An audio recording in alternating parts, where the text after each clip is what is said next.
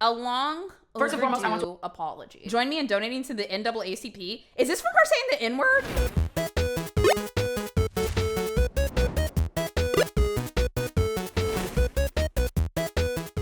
First and foremost, I want to apologize for how long this video has taken. There is no excuse, reason, or thing I could say to make that okay, and I want to take full accountability for that. Dude, my actions I have a really weird Tana story, and I'm like, I don't even know if I should mention this because it was just a couple weeks ago. I went to this place that I go a lot. They have a lot of like shops and restaurants there. And I went to this restaurant that I normally go to and they were all full. And so then I decided to go to this other restaurant, which is like an Italian restaurant, and it's jam-packed, but they have a bar. And so I'm like, okay, fine, I'll just go sit at the bar. But I order a glass of wine and then the dude's taking my order.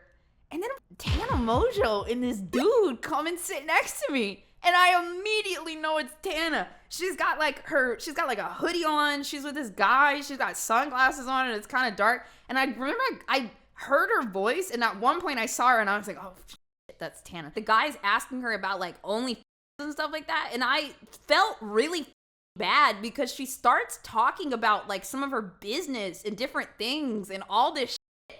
And I'm sitting right next to her. And I feel uncomfortable because I'm in this sphere and I know one of the people that she's talking about. I straight up got my check and took my food to go and I left because I felt so uncomfortable. I almost felt like I was violating her privacy by sitting next to her. I also understand with the white privilege that I possess, I have no right to ask or expect forgiveness from anyone that I have hurt with my actions. Over the past few months, I have seen the explosive effects of what running from your problems can do and how many people you can hurt by doing that. Was this around the time that we had PR firms coming in to help with scandals? Because everything that she just said in the beginning, like, it sounded very scripted. It sounded like what she thought the public would want to hear. And what she did was she kind of took away her own voice and gave it to the public and was like, I can't even ask for forgiveness here. I can't even do that. And it's kind of a way, it's not really playing victim, but it's like saying, I am fully submissive to you. You can do whatever you want with me. What is your response right now to this thing that you did 2 years ago and you got away with it? And have you grown from it? You know, I think that's what people were looking for, a real vulnerable response to these bad things from before. And to give a PR statement like this and to start off with that from the jump, it just feels really cold and it's gonna make people just stop listening right away. I want to apologize from the bottom of my heart for being such a big part of canceled culture for the entirety of my career. I don't deserve a platform if I continue to act in such a gaslighting and irresponsible manner, and I'm so sorry for how long I've done that. I could sit here and blame it on the people I watched or the people that raised me or the advice that I chose to take, but at the end of the day, I chose to take those paths. I chose to only listen to yes people. Yeah, this Tana Mongeau album is not good. I chose to idolize people that taught me the complete wrong way to handle the responsibility of this platform, and it breaks my heart that it took me getting to 22 years old to realize that. With that being said, I want to express my utter disgust with every single apology video I've ever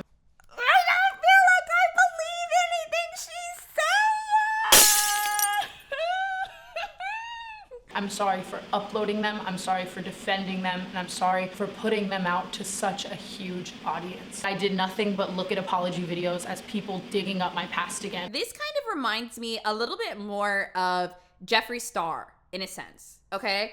And I don't know if she and Jeffree were friends at the time, if she leaned on him for advice about this, but this is very much how Jeffree Star approaches problems. And I just want to kind of explain why this doesn't work. So let's say that you're having a conversation with somebody and you guys have both kind of done some stuff wrong, and the person comes to you and you guys are having a two-way conversation, right? And the person comes to you like, I am so sorry that I did all of these things to you, and I will never do any of those things to you again. My actions were intolerable. That's kind of what Tana's doing here. When you actually are getting an apology and validation from somebody, the power is on equal playing grounds, right? I feel like you have power and the other person has the power to say what they want. But by her being so aggressive and saying all these things that like, you think that she thinks that you want you to hear, it's like you guys aren't coming to that resolution together. She's like, here's what I think you want to hear, and I'm going to say it assertively and dominantly, and I mean it. And that doesn't really make the other person feel heard, validated, like vulnerable. Like, it doesn't make them want to open up. Like, it doesn't feel genuine. It feels very strange. I want you to know I'm aware of that, and I am so sorry for how much of a coward I have acted like. It's inexcusable. It's completely inexcusable. Mr. I'm Perfect says it's essentially hyper accountability, which is a bit much. You know what? I would kind of say that this is similar to how some people combat stuff with hyper emotion.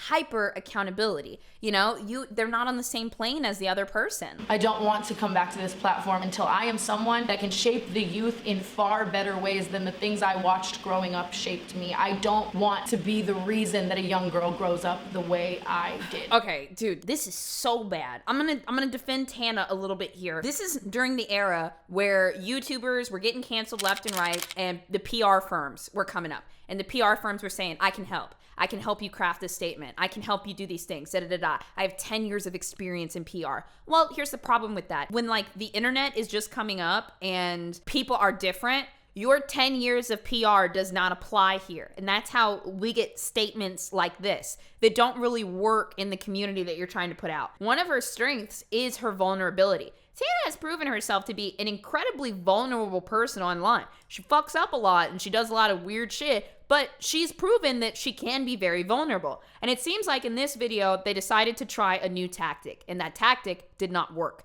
And the number of cuts in here, it seems like somebody's feeding her lines on the other side of the camera. Go to the root of the problem and find out why I was acting like that, and then educate myself. That's what someone deserving of a platform of my size would have done. The only goal I was taught that I actually internalized was that when I was in the wrong, I needed to make people like me again, versus what I could do to become a person that people actually like. I see so clearly now the microaggressions.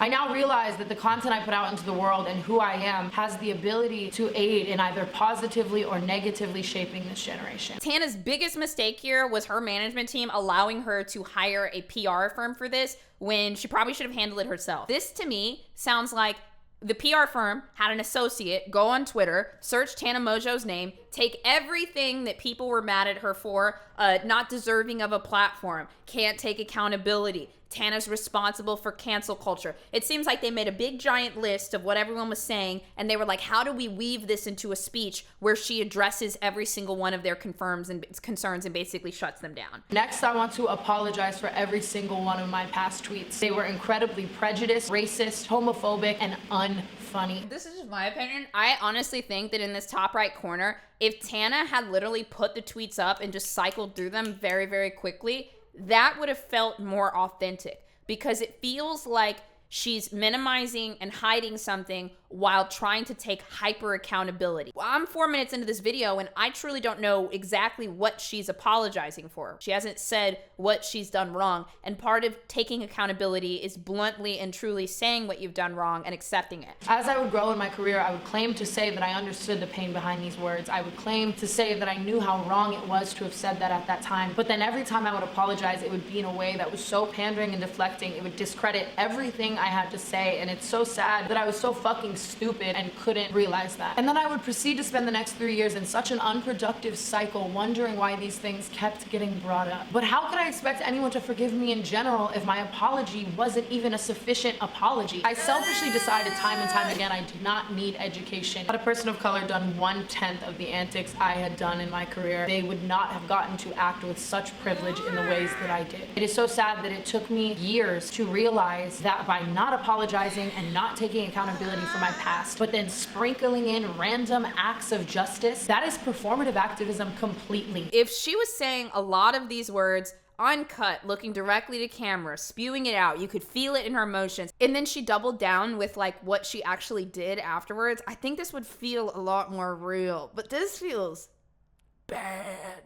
I want to be the best ally, activist, and friend I can possibly be, and role model. But acting like this has been the exact opposite of that. One in the chat if you feel like you're kind of confused on what she's apologizing for. Two in the chat if you're like, oh, I get it. I still feel kind of confused. Next, I want to address the Colin Berry and Simply Nessa situations. Once again, the amount of time this has taken is completely inexcusable, and I take full accountability for that. I don't think that Tana's a narcissist. I think that she was raised by a narcissist and she still has some narcissistic tendencies. She just doesn't really strike me as one. Like, we just watched like Nikocado and like Onision and Trisha.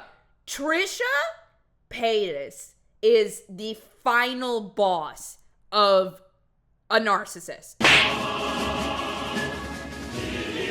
I've seen way too much. She is a textbook victim narcissist. And you know what? I know that there are some people that are going to be like, BOZE, why are you diagnosing people? BOZE, you're not a therapist. BOZE, you're not this.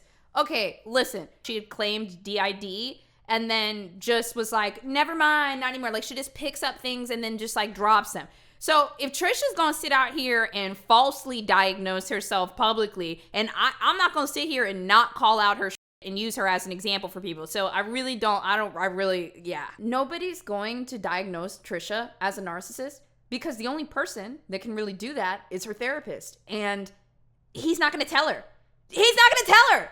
He's not going to tell Trisha that she's a narcissist. So nobody is going to tell. Who's going to give Trisha that narcissist, that diagnosis? What are we going to do? Just let her keep sliding by and playing victim? Like, come on, dude. Somebody's going to call that out. If a person of color ever accuses you of microaggression, the right thing to do is apologize, because who am I to decide if I made that person feel that way? The fact that I ever thought I could decide that is fucking wrong. And who was I at that time to be writing off anyone as annoying or not a good person? I was so uneducated and had no right to be shaping or in charge of anyone else. And for that, I could. What a doozy. I just want to show you guys another example of exactly what we just saw with Tana, that like hyper accountability. I haven't even seen this video for a minute, but I remember it. It's this shit. Watch this. What's up, everybody? Welcome back to my channel. Now, I've been silent for a very long time. I know that's very rare for me.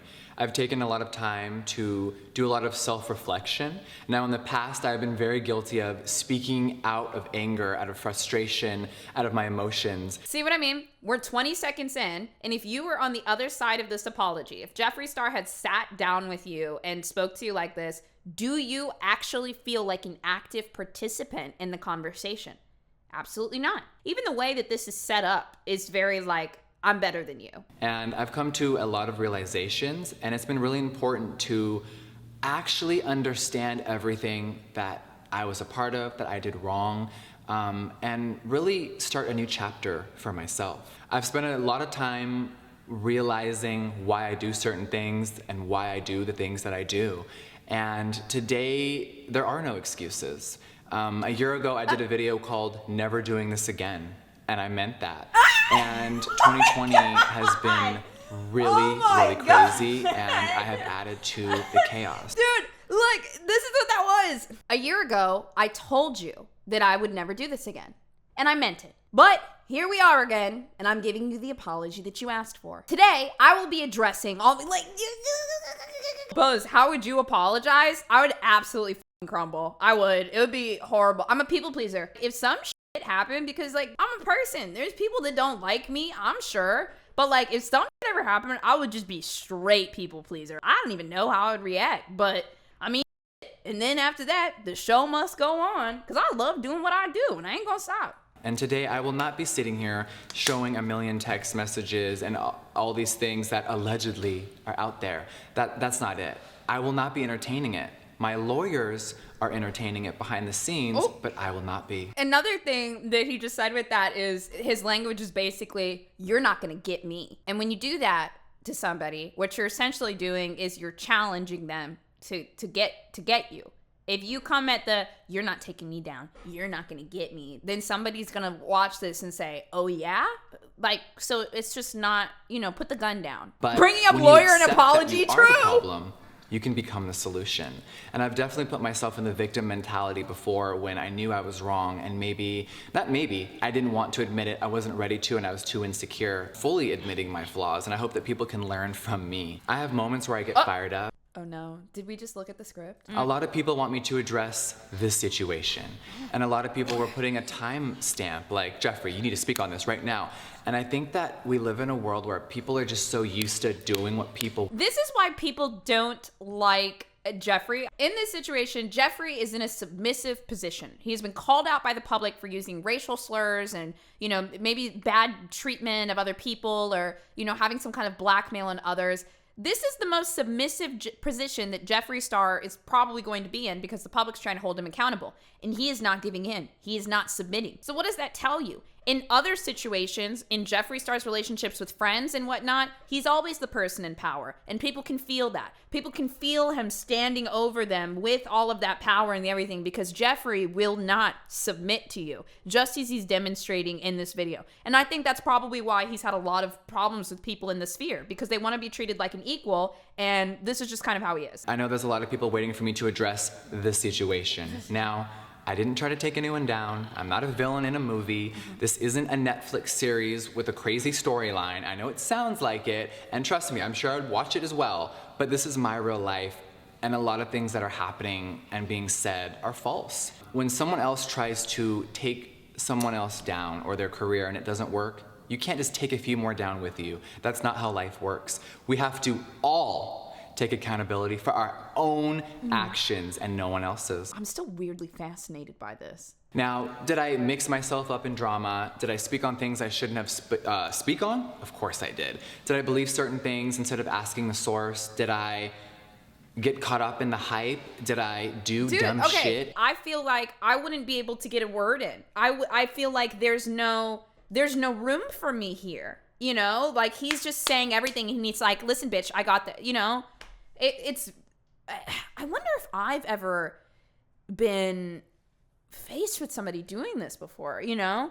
I would like to personally apologize to James Charles for the words that I've said and for my actions. There's another point. So Reptro says that it feels very condescending. I could see that too. I don't think that Jeffree's intent is to be condescending, but it feels condescending, doesn't it? And that's what I meant about it feels like Jeffree is standing over you, like with this power. And I bet a lot of people have felt that from them in those relationships. And you know, if you're a person like this that holds that type of power or influence, sure, it might feel nice for a while to feel like you're in control of everything, but, you know, people are going to look at you a certain way, and you can't be surprised when everyone gangs up and tries to take you down because you're all the way up there and you've got all this power, and people want what you have. I really fell for a lot of things, and I got caught up in the hype. It's disgusting, it's awful, and none of it should have happened. So, James, I am truly sorry for my actions and my behavior. 2020... I'm sorry. Okay, back to the apology cam. Imagine this. I copied your essay in school and I presented it before you, and it's the same exact essay, and nobody believes that you really wrote it, okay? And now you've confronted me for it. I did that, right? Okay, this is my response to you. Okay, I'm truly sorry for what I did. That's what he just did! I'd be like, you motherfucker! And like, this is that same shit I'm talking about, where like, you feel it and you get it and you feel like, what the fuck? But you can't call the person out for it because they're like, what are you talking about? I just apologized to you. And I'm like, but why did you apologize like that? And they're like, apologize like what? And I'm like that? 2020 has been very tumultuous for a lot of us. It has been a very crazy year. And I think that James and myself and anyone involved would agree with me that there are way bigger issues happening on this planet. I know that some people may, Jeffree, you're just saying this as a distraction. Jeffree, Okay, all right. So then Jeffree moves into the, let's talk about everything. And by the way, there's bigger things happening. Black Lives Matter. Okay, all right. Thank you so much, Jeffree.